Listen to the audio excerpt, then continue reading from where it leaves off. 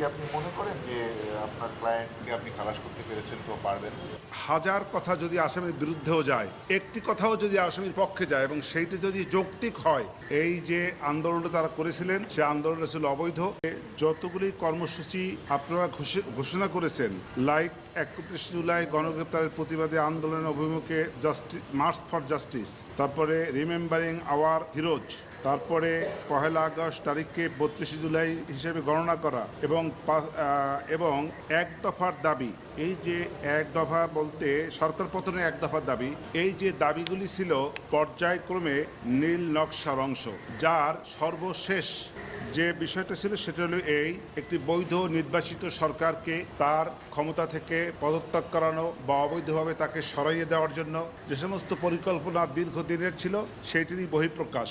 এবং আজকে যে সাক্ষ্য দিয়েছেন তিনি ছিলেন একজন সংগঠক, উনি সমন্বয়ক ছিলেন না, কিন্তু এই যে আন্দোলন সংগ্রাম ওনারা যারা যে আন্দোলন সংগ্রাম করেছেন এর যে সংগঠক হিসেবে উনি অত্যন্ত মুখ্য ভূমিকা পালন করেছেন। অতএব আমি মনে করি এই যে আন্দোলনটা তারা করেছিলেন সে আন্দোলনটা ছিল অবৈধ এবং বৈধ সরকারকে উৎখাতের জন্য।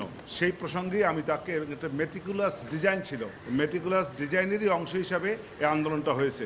সরকারকে সরকার বিরুদ্ধে যে আন্দোলনটা করেছে এটা ষড়যন্ত্রের অংশ, সেই হিসেবে তাদেরকে আমি ষড়যন্ত্রকারী বলেছি। আর টার্গেট করে গুলি করেছি এই জন্য যেহেতু এটা একটু ষড়যন্ত্র, সেই জন্য আমি মনে করি এবং আমার ক্লায়েন্ট মনে করে যে এই গুলিগুলি তার নির্দেশে আমার শেখ হাসিনা, আমার যে আসামি শেখ হাসিনা স্বরাষ্ট্রমন্ত্রী তাদের নির্দেশে হয় নাই, এটা তারা নিজেরাই যে কোনোভাবে হোক তৈরিকৃত একটি গুলির অংশ। এর সঙ্গে স্বরাষ্ট্রমন্ত্রী শেখ হাসিনা তারা কেউ জড়িত না।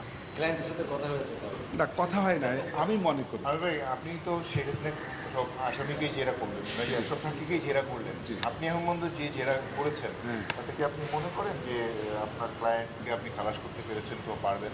না, আসলে এই কথাটা তো খুব আপেক্ষিক, এই কথাটা বলা, সিদ্ধান্ত দেওয়া কোনোভাবেই বা অনুমান করা এটা ঠিক না, কারণ এই বিষয়টা হলো মাননীয় আদালতের।